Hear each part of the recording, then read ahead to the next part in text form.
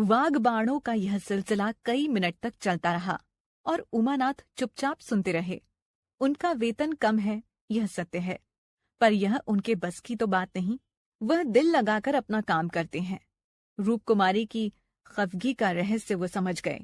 अगर गुरु सेवक वास्तव में 500 रुपए लाता है तो बेशक वह भाग्य का बली है, लेकिन दूसरों की ऊंची पेशानी देखकर अपना माथा तो नहीं फोड़ा जाता।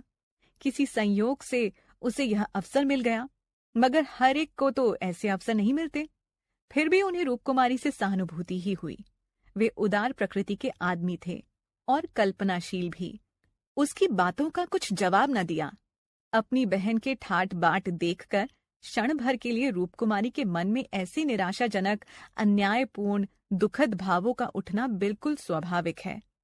इस तरह अपने मन को समझाकर उमानाथ ने गुरु सेवक के विषय में तहकीकात करने का संकल्प किया। 1 सप्ताह तक रूपकुमारी मानसिक अशांति की दशा में रही। बात बात पर झुंझलाती, लड़कों को डांटती, पति को कोसती, अपने नसीब को रोती। घर का काम तो करना ही पड़ता था, लेकिन अब इस काम में उसे आनंद न आता था। बच्चे माँ से बोलते डरते थे।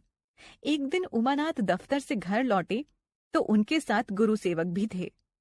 रूपकुमारी ने आज कई दिन के बाद परिस्थिति से समझौता कर लिया था और इस वक्त झाड़न लिए कुर्सियां और तिपाइयां साफ कर रही थी कि गुरु सेवक ने अंदर पहुंचकर सलाम किया। रूपकुमारी दिल से कटकर रह गई। उमानाथ पर ऐसा क्रोध आया कि उन्हें लाकर यहां क्यों खड़ा कर दिया। ना कहना ना सुनना, बस बुला लाए। उसे इस दशा में देखकर गुरुसेवक अपने दिल में क्या कहता होगा। रूपकुमारी ने गुरुसेवक को आशीर्वाद देकर कुशल समाचार पूछा और कुर्सी रख दी।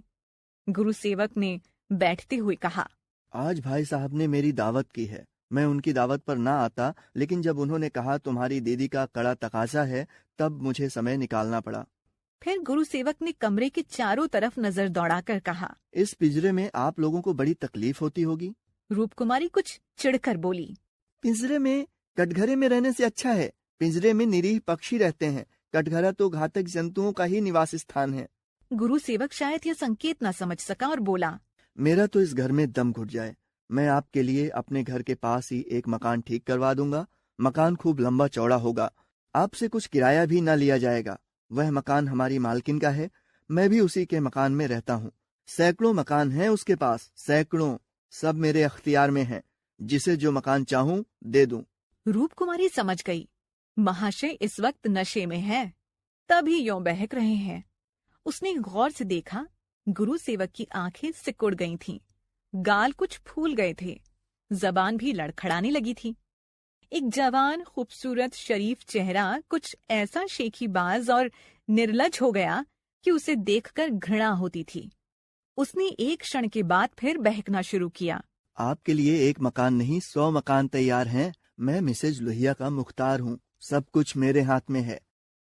मैं जो कुछ कहता हूँ वो आंख बंद करके मंजूर कर लेती हैं। मुझे अपना बेटा समझती हैं। मैं उनकी सारी जायदाद का मालिक हूँ। मिस्टर लोहिया ने मुझे 100 रुपए पर रखा था। वह बड़ा मालदार था, मगर किसी को नहीं मालूम उसकी दौलत कहाँ से आती थी। किसी को नहीं मालूम, मेरे सिवाय कोई नहीं जानता। वह खुफिया फरोश था, किसी से कहना नहीं। वह चोरी से कोकीन बेचता था, उसकी लाखों की आमदनी थी। अब वही व्यापार मैं करता हूँ। मिस्टर लोहिया ने मुझे इस फन का उस्ताद बना दिया।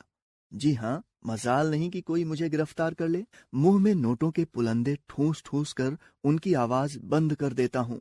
दिन दहाड़े बेचता हूँ। हिसाब में लिखता हूँ 1000 रिश्वत दी, देता हूँ 500। बुढ़िया को तो सिर्फ राम नाम से मतलब है। कोई मेरा हाथ पकड़ने वाला नहीं, कोई बोलने वाला भी नहीं। जेब से नोटों के बंडल निकालकर, यह आपके चरणों की भेंट है। मुझे दुआ दीजिए कि इसी शान से जिंदगी कट जाए। जो आत्मा और सदाचार के उपासक हैं, उन्हें कुबेर लाते मारता है। लक्ष्मी उनको पकड़ती है जो उसके लिए अपना दीन और ईमान सब कुछ छोड़ने को तैयार हैं। सहसा उमानाथ ने आकर कहा, मिस्टर गुरुसेवक, क्या कर रहे हो? लो चाय पी लो, ठंडी हो रही।